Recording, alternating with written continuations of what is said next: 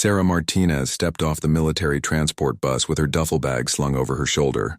The hot desert sun beat down on Fort Carson as she looked around at the sprawling training facility.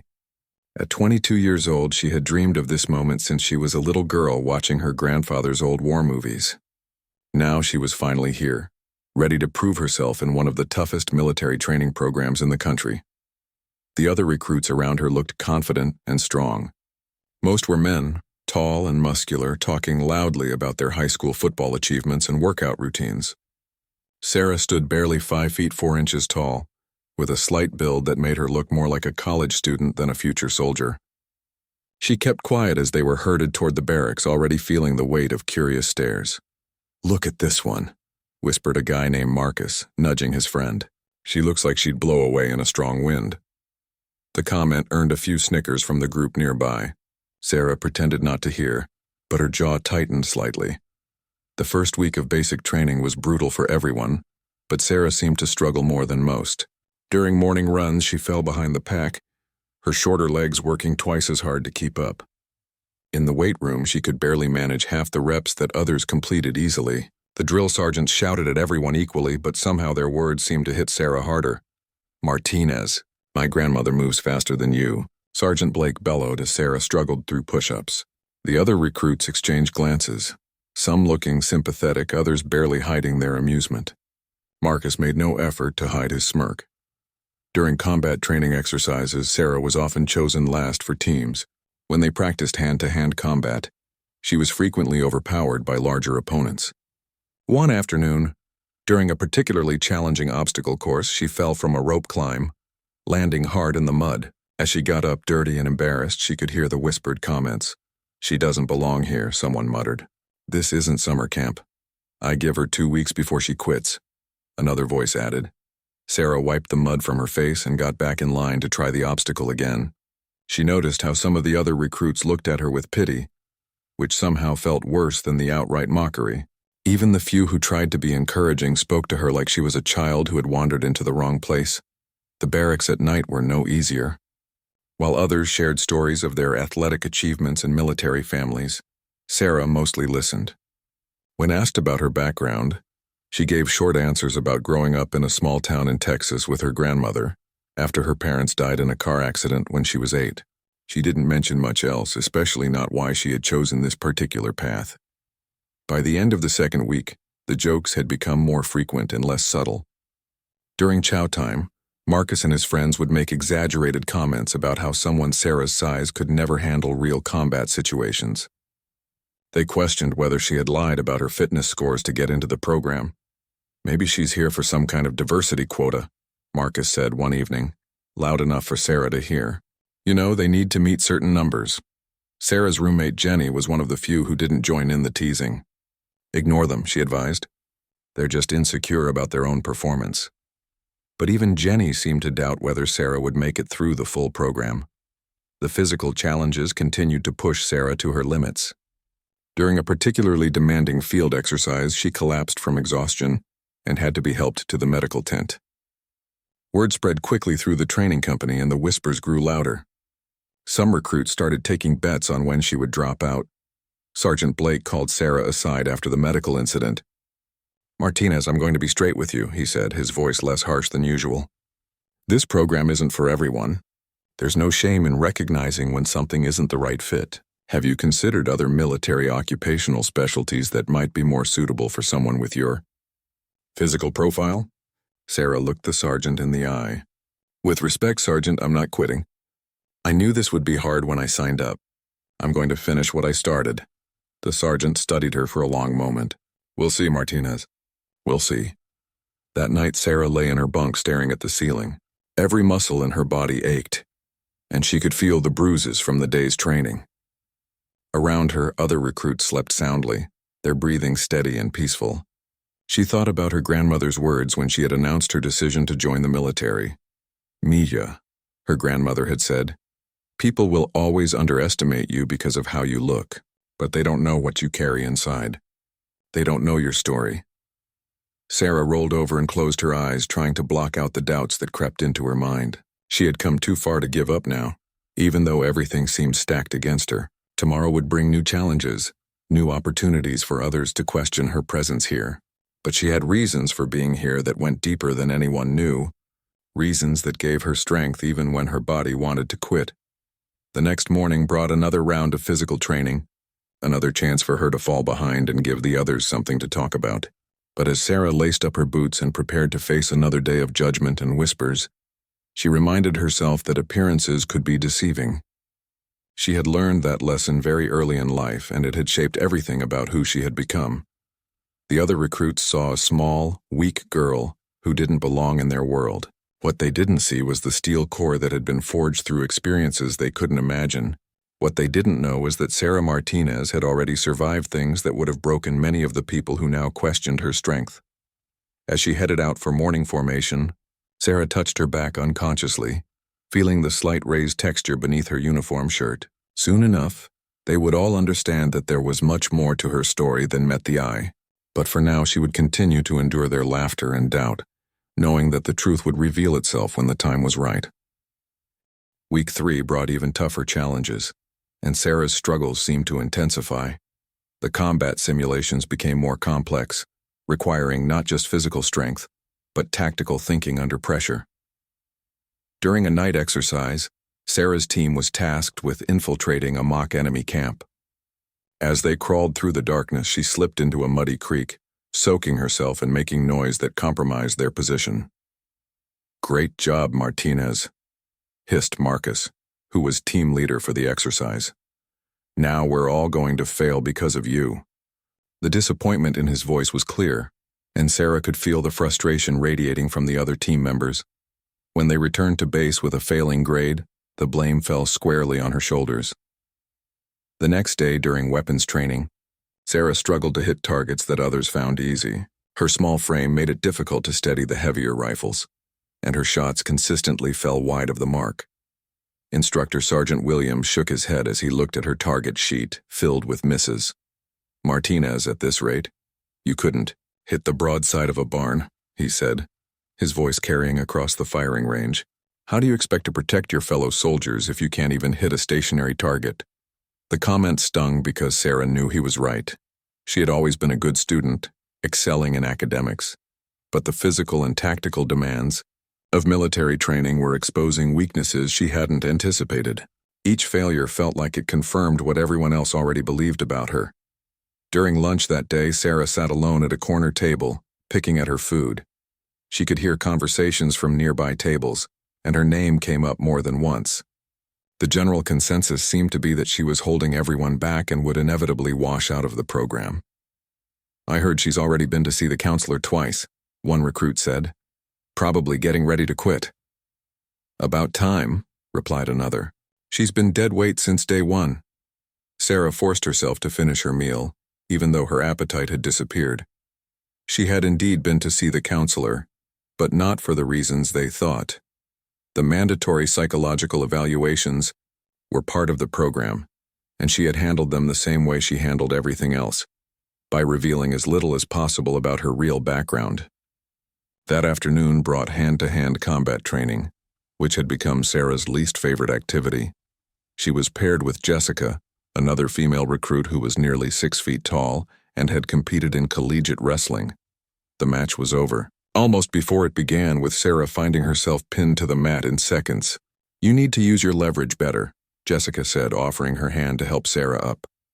Unlike some of the others, Jessica's advice seemed genuine, but Sarah could see the concern in her eyes. Even the people trying to help her were beginning to doubt her ability to succeed. The sparring continued with different partners, and the results were consistently the same. Sarah's technique was adequate.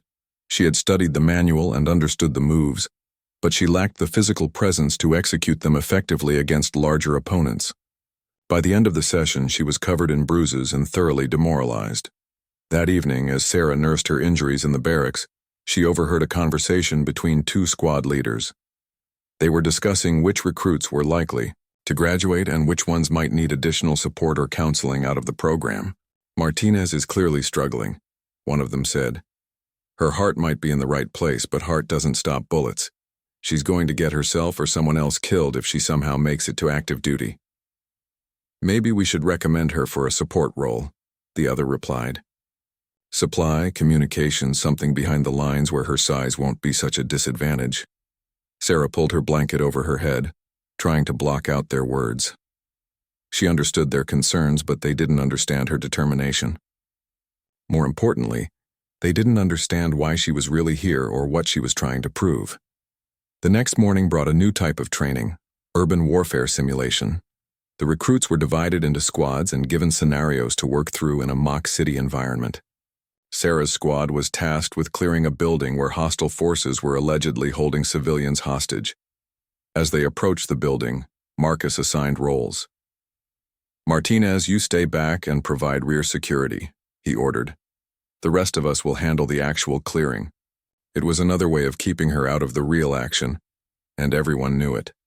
Sarah wanted to protest, to demand a more active role, but she knew it would only reinforce their belief that she was more interested in proving herself than in accomplishing the mission. So she took her assigned position and watched as her teammates entered the building. The exercise quickly went wrong. The opposing force had set up an ambush, and Sarah's squad found themselves pinned down in the main corridor. From her position, outside, she could hear the shouting and the blank ammunition being fired. Through a side window, she caught a glimpse of one of her teammates who appeared to be wounded and unable to move. Without thinking, Sarah abandoned her rear security position and found an alternative route into the building. She used her small size to crawl through a basement window that the larger recruits couldn't have fit through. Moving quietly through the lower level, she managed to get behind the opposing force and create enough distraction for her trapped teammates to escape. When the exercise ended, the instructors praised the squad's eventual success, but Sarah's unauthorized movement earned her a sharp reprimand from Sergeant Blake. "Martinez, you abandoned your assigned position," he said sternly. "In real combat, that kind of freelancing gets people killed." Marcus was even less pleased. "We had everything under control," he claimed, though everyone knew that wasn't true. "You could have compromised the whole operation with that stunt." Despite the criticism, Sarah noticed that a few of the instructors had been watching her unconventional approach with interest. Her willingness to take initiative, even if it broke protocol, showed a different kind of thinking that could be valuable in certain situations. That night, Jenny approached Sarah's bunk. "That was pretty clever today," she said quietly. "Using the basement window, I mean. Most of us wouldn't have thought of that." Sarah nodded but didn't elaborate. She was beginning to realize that her different perspective, born from different experiences, might actually be an asset rather than just a liability. But convincing others would require more than just one successful improvisation. As she lay in her bunk that night, Sarah reflected on the day's events. The criticism stung, but she had proven something to herself. When the situation demanded it, she could think quickly and act decisively. The question was whether she would get enough opportunities to demonstrate those qualities before the constant judgment and mockery wore down her resolve completely. By the 4th week of training, the divide between Sarah and her fellow recruits had become even more pronounced. Word had spread about her unauthorized movement during the urban warfare exercise, with opinions split between those who thought it showed initiative and those who believed it proved she couldn't follow orders. Marcus had made his position clear to anyone who would listen. "She's a loose cannon," he said during evening downtime. "You can't trust someone like that to have your back in real combat. She'll do whatever she wants regardless of orders." The morning PT runs had become a particular source of embarrassment for Sarah. Despite weeks of training, she still finished in the bottom third of the group, often arriving at the finish line breathless and exhausted while others barely seemed winded. The drill sergeants had stopped yelling at her about it, which somehow felt worse than the criticism. It was as if they had given up expecting improvement. During a particularly challenging obstacle course that included rope climbing, wall scaling, and low crawls under barbed wire, Sarah found herself struggling more than usual. The summer heat was intense, and she had been fighting a minor illness for several days. Halfway through the course, she stumbled and fell hard, scraping her knee badly enough to draw blood. "Get up, Martinez," Sergeant Blake shouted, but his voice lacked its usual fire. "The enemy isn't going to wait for you to catch your breath." Sarah pushed herself up and continued, leaving a small trail of blood as she crawled under the wire obstacles. When she finally reached the end of the course, nearly 10 minutes behind the fastest finisher, she collapsed onto the ground, fighting back tears of frustration and exhaustion. Dr. Patricia Chen, the base medical officer, was called to treat Sarah's knee. As she cleaned the wound in the medical tent, she studied the young recruit's face. "You know," she said quietly, "there's no shame in recognizing when a particular path isn't right for you. The military has many different roles that might be better suited to your strengths."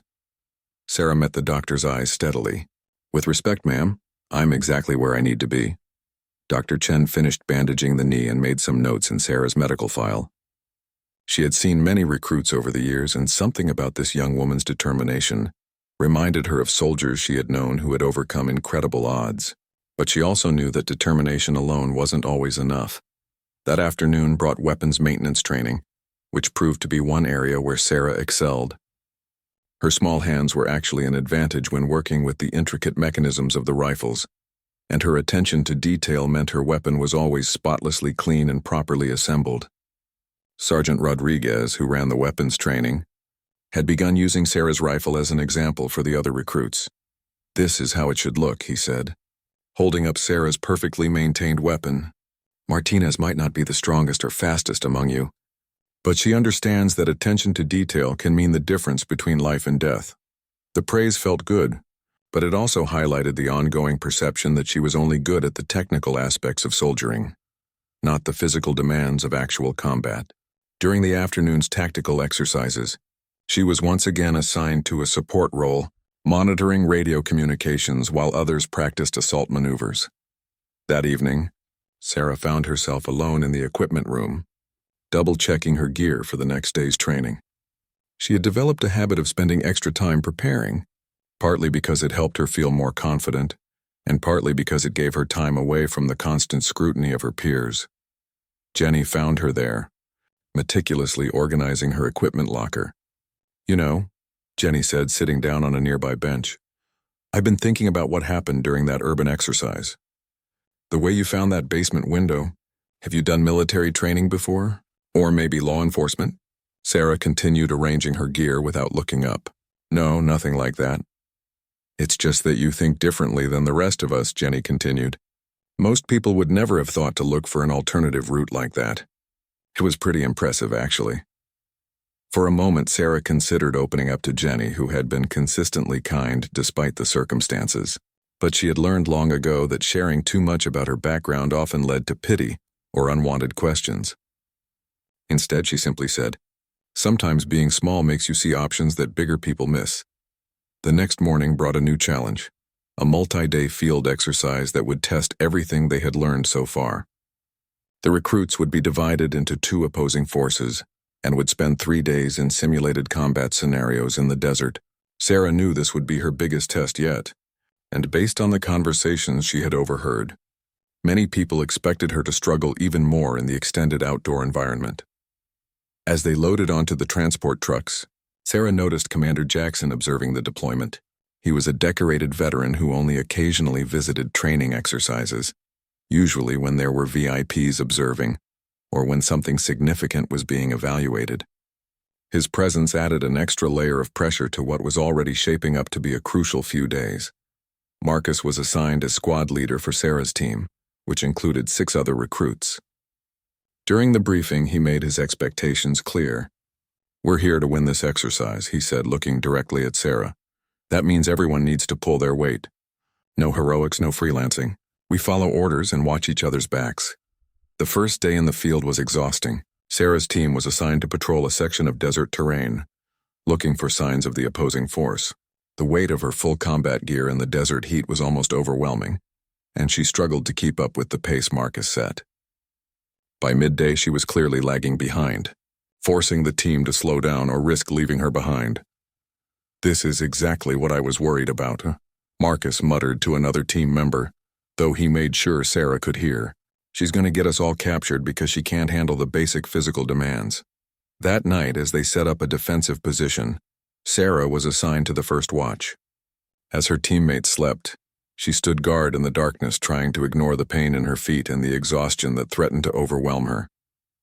It was during this quiet time that she allowed herself to think about why she was really here and what she was hoping to prove. The stars above reminded her of nights from her childhood, when she had learned that survival sometimes meant being tougher than you looked, smarter than people expected, and more determined than anyone thought possible. Those lessons had brought her here to this moment, carrying gear that felt too heavy and earning doubts from people who couldn't see past her appearance. As she scanned the horizon for any sign of movement, Sarah touched her back unconsciously, feeling the familiar texture beneath her uniform. Tomorrow would bring new challenges, new opportunities for her critics to question her place here. But she had endured worse than their doubt and mockery. The real test was still coming, and when it arrived, they would finally understand what had brought her to this place and why she refused to quit. The second day of the field exercise brought an unexpected challenge. Intelligence reports indicated that the opposing force had captured 2 civilians, actually instructors playing roles, and was holding them in a compound several miles away. Sarah's squad was tasked with reconnaissance while another team prepared for a rescue operation. As they moved through the rocky terrain, Marcus kept pushing the pace, determined to reach their observation point ahead of schedule. Sarah fell behind again, her shorter legs struggling to navigate the uneven ground while carrying full gear. The gap between her and the rest of the squad grew wider with each passing hour. "Martinez is going to blow our position," complained Rodriguez, one of Marcus's closest allies. "She's making too much noise trying to catch up." Marcus called a halt and waited for Sarah to reach them. His face was flushed with frustration and heat. "Look, Martinez," he said, keeping his voice low but stern. "This isn't working. You're slowing us down and compromising the mission. I'm going to have to radio for extraction." "No," Sarah said, surprising herself with the firmness in her voice. "Give me 5 minutes to rest and I'll keep up. I won't hold you back anymore." Marcus looked skeptical, but after checking his watch, he nodded reluctantly. 5 minutes. Then we move. And if you can't maintain pace, I'm calling it in." During the brief rest, Sarah forced herself to eat an energy bar and drink water.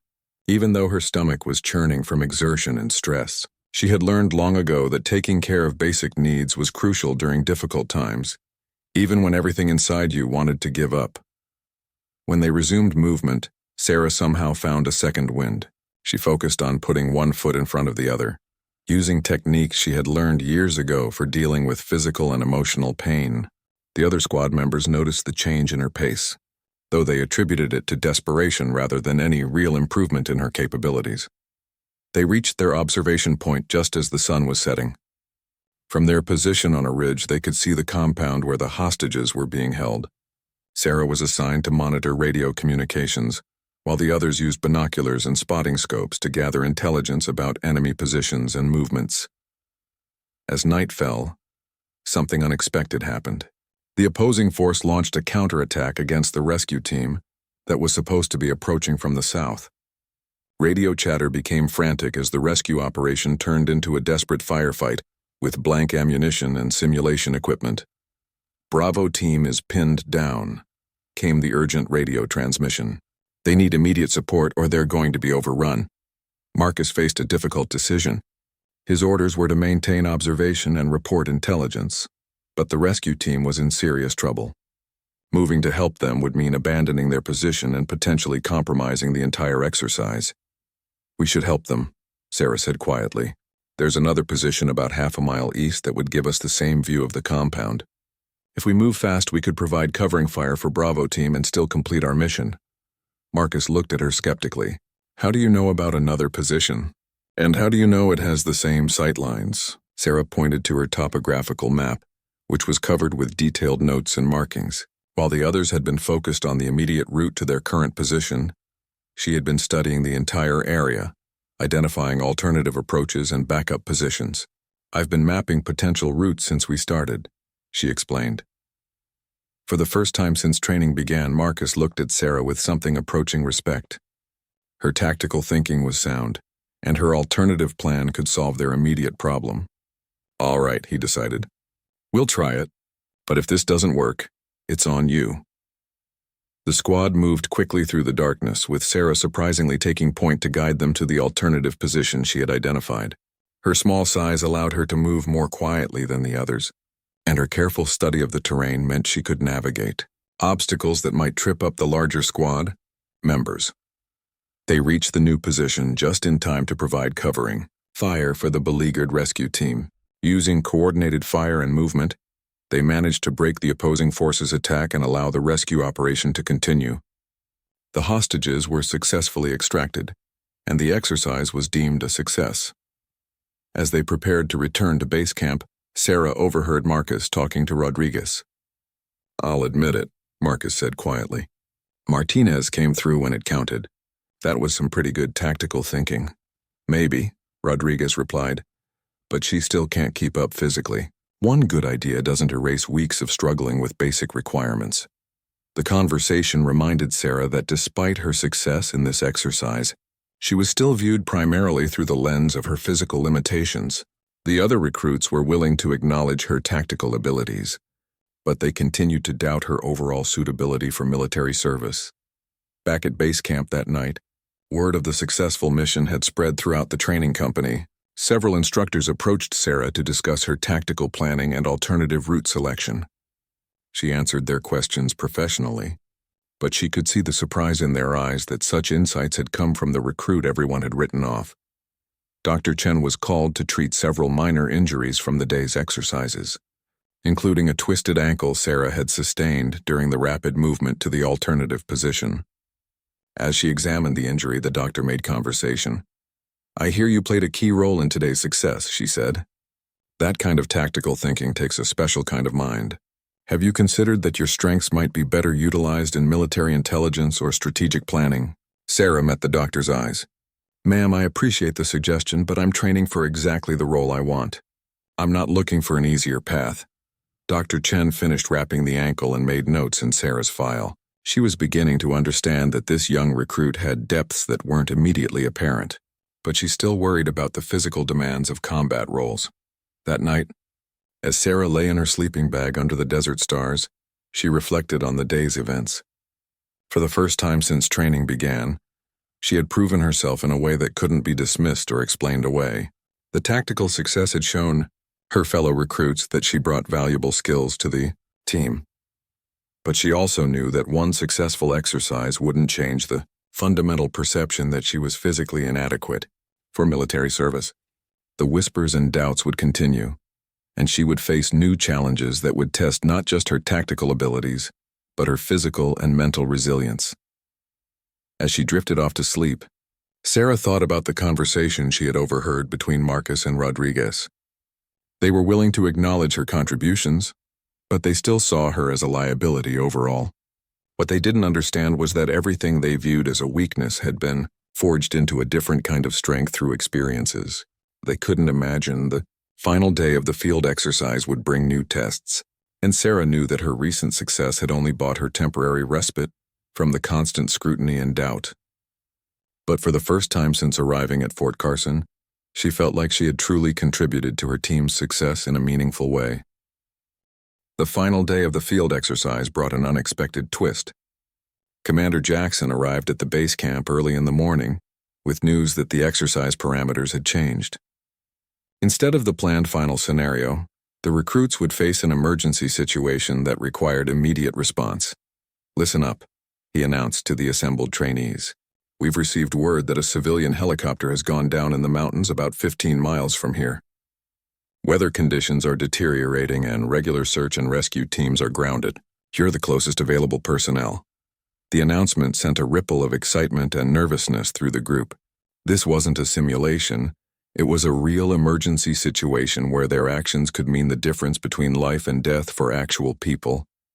Sarah felt her stomach tighten with a mixture of fear and anticipation. Commander Jackson continued his briefing. "You'll be divided into 3 teams. Each team will search a different sector of the crash zone. This is not a training exercise.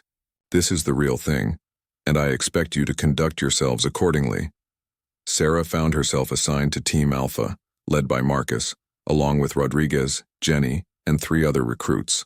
Their sector included some of the most challenging terrain, steep slopes covered with loose rock and dense vegetation that would make movement difficult and dangerous.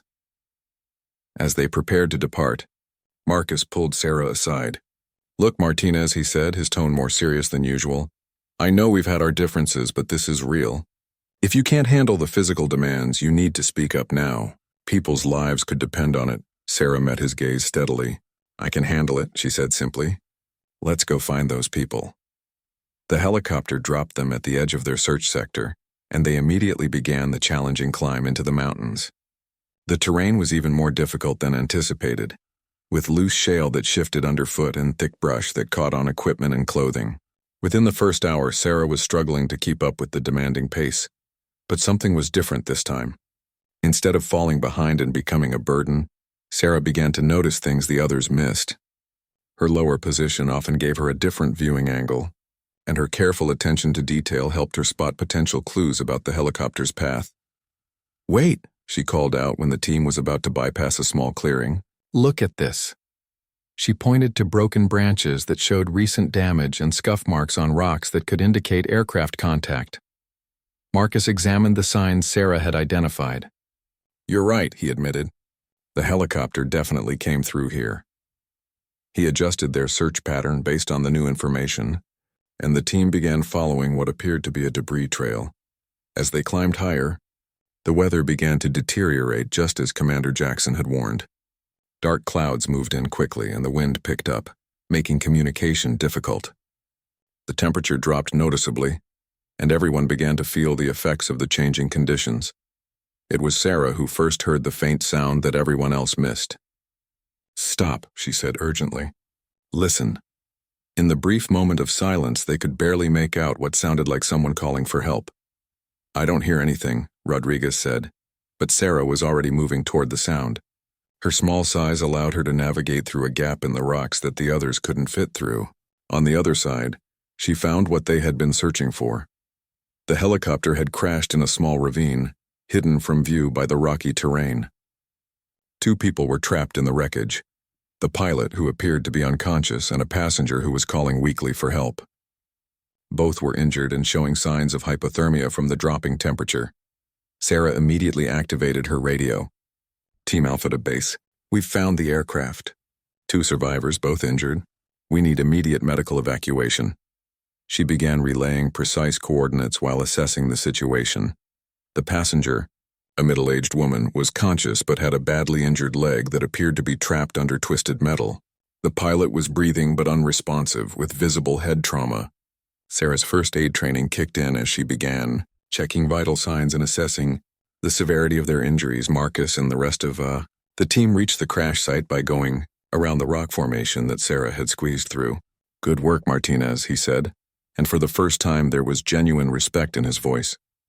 "What's the situation?" Sarah gave a quick medical assessment while continuing to treat the survivors. She had covered them with emergency blankets and was working to stabilize the passenger's injured leg. "The woman is stable but needs evacuation soon. The pilot has a possible head injury and hasn't regained consciousness."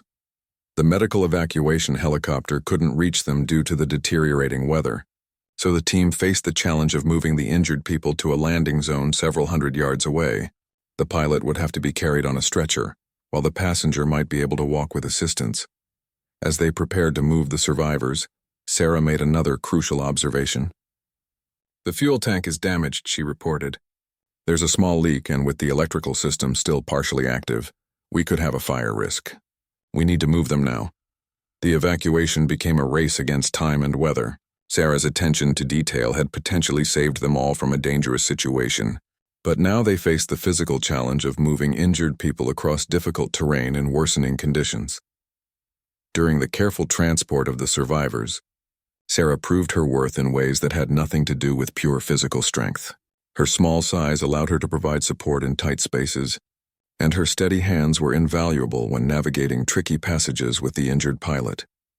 When they finally reached the evacuation point, the medical team was waiting with proper equipment and medications. As the survivors were loaded onto the helicopter, the passenger grabbed Sarah's hand weakly. "Thank you," she whispered. "You saved our lives." Commander Jackson was waiting when they returned to base camp. He had been monitoring the radio communications and had heard the reports of Sarah's contributions to the successful rescue. As the teams were debriefed, it became clear that Team Alpha's sector had been the most challenging, and their success was largely due to Sarah's observational skills and quick thinking. "Martinez," the commander said, approaching her after the formal debrief, "I understand you were instrumental in locating the crash site and identifying potential hazards." "I was just doing my job, sir," Sarah replied. but she could see something in the commander's eyes that she hadn't seen from anyone since arriving at Fort Carson: genuine respect. That evening, as the recruits processed the day's events, the atmosphere around Sarah had noticeably changed. The successful rescue operation had demonstrated her value in ways that couldn't be dismissed or minimized. Even Marcus, who had been her harshest critic, approached her with a different attitude. "Martinez," he said, "I owe you an apology. I've been focused on the wrong things. Today showed me that being a good soldier isn't just about physical strength." Sarah nodded acknowledgement but didn't elaborate. She had proven something important to herself and others, but she knew that the underlying doubts about her physical capabilities. The weeks following the rescue operation brought a noticeable shift in how Sarah was treated by her fellow recruits. The successful mission had earned her a level of respect that she hadn't experienced since arriving at Fort Carson. However, the fundamental questions about her physical capabilities remained, and the training program continued to push everyone to their limits. Commander Jackson had taken a particular interest in Sarah's progress since the rescue mission. He began observing her training sessions more frequently, taking notes and asking instructors detailed questions about her performance. Sarah noticed his attention but couldn't determine whether it was positive or concerning. During a particularly challenging combat exercise, Sarah's squad was tasked with defending a position against a simulated enemy attack. The scenario required them to hold their ground for 6 hours while under constant pressure from opposing forces using blank ammunition and laser simulation equipment. As the exercise progressed, it became clear that the attacking force was better equipped and more numerous than anticipated. Sarah's defensive position came under heavy simulated fire, and several of her teammates were killed by the laser systems, forcing her to cover a larger section of the perimeter with fewer people. Marcus, who was commanding the defense, found himself relying on Sarah's tactical observations more than he had expected. "Martinez, what do you see on the eastern approach?" he asked during a brief lull in the fighting. Sarah had been studying the attackers' patterns for hours. They're concentrating their forces for a major push, but they're leaving their left flank exposed. If we can get 2 people around to that position, we can catch them in a crossfire. The maneuver worked perfectly, and Sarah's squad successfully repelled the attack. But the physical demands of the 6-hour exercise left her completely exhausted. As the other recruits celebrated their victory, Sarah sat quietly, trying to recover from the sustained effort. Dr. Chen approached her during the post-exercise medical check. "How are you feeling, Martinez?" she asked, noting Sarah's elevated heart rate and obvious fatigue. "I'm fine, ma'am," Sarah replied, though they both knew it wasn't entirely true. The extended physical demands were taking a toll that went beyond normal training fatigue. That evening, Commander Jackson requested a private meeting with Sarah in his office. She reported as ordered, uncertain what to expect from the conversation. The commander's office was sparse but professional, with commendations and photographs from his years of service displayed on the walls. "Sit down." "Martinez," he said, gesturing to a chair across from his desk. "I've been watching your progress closely since the rescue operation. You've shown exceptional tactical thinking and problem-solving abilities." Sarah waited for the inevitable but that she expected to follow such praise. However, the commander continued, "I'm concerned about the physical demands of the training program and how they're affecting your overall performance. I've spoken with your instructors and reviewed your medical evaluations. Sir, I can handle the physical requirements," Sarah said. Though her voice lacked its usual conviction, Commander Jackson studied her for a long moment. "I'm sure you believe that, Martinez, but I have a responsibility to ensure that every soldier under my command is prepared for the realities of combat. That includes being honest about limitations as well as strengths." He opened a file on his desk that Sarah recognized as her training record. "Your tactical scores are among the highest in your class. Your attention to detail is exceptional. Your ability to think creatively under pressure is remarkable. But your physical performance scores tell a different story." Sarah felt her heart sinking as she anticipated being counseled out of the program, just as so many of her fellow recruits had predicted. "That's why," the commander continued, "I'm recommending you for advanced tactical training. There's a specialized program for soldiers who show exceptional strategic thinking abilities. It would fast-track you to leadership positions where your analytical skills would be most valuable." The offer was both an honor and a disappointment. Sarah understood that it was recognition of her abilities, but it also felt like an acknowledgement that she couldn't succeed in the standard infantry program she had originally chosen. "Sir, I appreciate the opportunity," she said carefully, "but I'd like to complete the standard training program if possible. I believe I can meet all the requirements." Commander Jackson leaned back in his chair, clearly surprised by her response. "Martinez, this specialized program would set you up for a distinguished military career. Why would you want to continue struggling with physical requirements that clearly don't play to your strengths?" For a moment, Sarah considered telling him the truth about why she was really there and what she was trying to prove. Instead, she said, "Sir, I believe that understanding the basic infantry experience is important for any military leader. I want to earn my place the same way everyone else does." The commander studied her face, clearly trying to understand her motivation. "I'll tell you what, Martinez. I'll give you 2 more weeks to demonstrate that you can meet the physical standards consistently. If you can't, we'll revisit the specialized training option. Fair enough?" "Yes, sir." "Thank you, sir." As Sarah left the commander's office, she felt the weight of the ultimatum. 2 weeks to prove that she belonged in the standard program, or face the choice between accepting a different path or potentially washing out entirely. That night, she lay in her bunk thinking about the conversation. The specialized program would indeed be an honor, and it would play to her demonstrated strengths. But accepting it would feel like admitting defeat, like acknowledging that she couldn't handle the same challenges as everyone else. Jenny noticed her troubled expression. "Everything okay?" she asked quietly. "Just thinking about the training," Sarah replied, not wanting to discuss the specifics of her meeting with the commander. "You know," Jenny said, "after what happened during the rescue operation, people have started seeing you differently. You've proven you belong here." Sarah appreciated Jenny's support, but she knew that proving herself in one emergency situation wasn't the same as consistently meeting the daily physical demands of military training.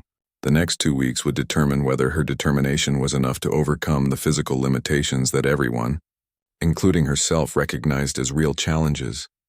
As she finally drifted off to sleep, Sarah's hand unconsciously moved to her back, feeling the familiar texture beneath her sleeping shirt. Tomorrow would begin what might be her final opportunity to prove that she belonged in the program she had chosen. The specialized training offer was tempting, but it wasn't why she was here. She had come to Fort Carson with a specific goal in mind, and she wasn't ready to abandon that goal just because the path was more difficult than she had anticipated. The question was whether 2 weeks would be enough time to bridge the gap between her current capabilities and the standards she needed to meet. It was a challenge that would test not just her physical abilities, but her mental resilience and her determination to succeed on her own terms. The 2-week deadline created an atmosphere of intense pressure around Sarah's every move. Word had somehow leaked that she was facing a crucial evaluation period, and the entire training company seemed to be watching her performance with renewed interest. Some recruits were openly supportive, while others made bets on whether she would make it through the standard program. Sarah threw herself into the training with desperate determination. She arrived early for every session, stayed late to practice, and pushed herself beyond what seemed physically possible. The extra effort began to show results. Her run times improved slightly, and her performance on the obstacle course became more consistent. But it was during a routine combat readiness exercise that everything changed. The training scenario involved a simulated attack on the base, with recruits assigned to various defensive positions. Sarah was part of a team responsible for securing the communications center, a critical facility that needed to remain operational during the emergency. As the exercise began, the attacking force proved to be more aggressive and better coordinated than in previous simulations. They managed to breach the outer perimeter faster than expected, forcing several defensive teams to fall back to secondary positions. Sarah's team found themselves cut off from the main defensive force, trapped in the communications center with simulated enemy forces closing in from multiple directions. Marcus, who was team leader, tried to radio for support but found that their communications had been jammed by the attacking force. "We're on our own," he announced grimly. "We need to hold this position until the main force can break through to us." The situation deteriorated quickly. 3 of their 6 team members were killed by the laser simulation systems, leaving only Sarah, Marcus, and Rodriguez to defend the entire facility. The attacking force was methodically clearing the building, and it was only a matter of time before they reached the communications center. That's when Sarah noticed something that changed everything. The building's fire suppression system had been activated by the simulated explosions, and water was beginning to flood the lower level. But more importantly, she could hear sounds coming from what should have been an empty storage room adjacent to their position. "There's someone in there," she told Marcus urgently. "That room is supposed to be empty for the exercise." Marcus looked confused. Must be part of the scenario. Maybe they're setting up for the next phase. But Sarah's instincts told her something was wrong. The sounds weren't consistent with exercise activities. They sounded like someone in distress. Against Marcus's orders to maintain position, she moved toward the storage room door. "Martinez, get back here," Marcus hissed. "You're breaking character." Sarah ignored him and tried the door handle. It was locked, but she could definitely hear movement inside, along with what sounded like muffled calls for help. Using her knowledge of the building's layout from their earlier briefings, she remembered that this particular storage room had an old ventilation grate that connected to the main system. Without hesitation, she began working to remove the grate, using her small size to crawl into the ventilation shaft. What she found on the other side made her heart race. Instructor Sergeant Williams was unconscious on the floor, apparently having fallen and hit his head while setting up equipment for the exercise. Sarah immediately broke radio silence, cutting through the exercise communications with an emergency call. "Medical emergency in Building C, Storage Room 14. Instructor down, appears to be head trauma. This is not part of the exercise." The training exercise came to an immediate halt as medical personnel rushed to the scene. Dr. Chen arrived within minutes and took charge of treating Sergeant Williams, who had indeed suffered a serious head injury from his fall. The quick medical response, triggered by Sarah's decision to investigate the sound she had heard, likely prevented a much more serious outcome. As Sergeant Williams was transported to the base hospital, Commander Jackson approached Sarah, who was still covered in dust from crawling through the ventilation system. "Martinez," he said, his voice carrying a tone she had never heard before. "Walk with me." They moved away from the crowd of instructors and recruits who were discussing the incident. Commander Jackson was quiet for several minutes before finally speaking. "What made you investigate that room?" he asked. "Your team leader gave you a direct order to maintain position." Sarah considered her answer carefully. "Sir, the sounds weren't right for the exercise. I've learned to pay attention when something doesn't fit the expected pattern." "And where did you learn that skill, Martinez?" For the first time since arriving at Fort Carson, Sarah felt like she was facing a question she couldn't deflect or avoid. The commander's tone suggested he already suspected there was more to her background than she had revealed. "Sir, sometimes life teaches you to notice things that others miss," she said finally. Commander Jackson stopped walking and turned to face her directly. "Martinez, I've been in the military for over 20 years. I've seen recruits from every possible background, but your combination of tactical thinking, attention to detail, and survival instincts isn't something that comes from normal life experiences." Sarah met his gaze but remained silent. "I'm going to ask you a direct question," he continued, "and I expect an honest answer. Have you been through trauma that you haven't disclosed in your background check?" The question hit Sarah like a physical blow. For weeks she had managed to keep her personal history separate from her military training. But now, faced with a direct question from a superior officer who had clearly seen more than she realized, she felt the carefully constructed barriers beginning to crumble. "Sir," she said quietly, "my background check is accurate. Everything I reported is true, but not complete," Commander Jackson observed. "Is it, Martinez?" Sarah's hand unconsciously moved toward her back, and the commander noticed the gesture. "Martinez," he said, his voice becoming gentler. "Whatever you've been through, whatever brought you here, I need to understand it. Not for disciplinary reasons, but because I think you're carrying something that affects everything about how you approach this training." For a long moment, Sarah stood silent, feeling the weight of weeks of doubt and criticism, the pressure of the 2-week ultimatum, and now this direct challenge to the wall she had built around her past. Finally, she made a decision that would change everything. "Sir," she said, her voice barely above a whisper, "I think you should see something." With trembling hands, Sarah began to remove her uniform shirt. Commander Jackson started to protest but stopped when he saw the look of determination in her eyes. As the fabric pulled away from her back, The commander's expression changed completely. Covering Sarah's entire back was an intricate tattoo that told a story of survival and loss. But it wasn't just artwork. Woven throughout the design were symbols and images that spoke of experiences no 22-year-old should have endured. Scars that had been incorporated into the design told their own story of violence and recovery. Commander Jackson stared in silence for several long moments before Sarah pulled her shirt back on. When she turned around, there were tears in her eyes for the first time since arriving at Fort Carson. "Now you understand," she said simply, "why I can't quit."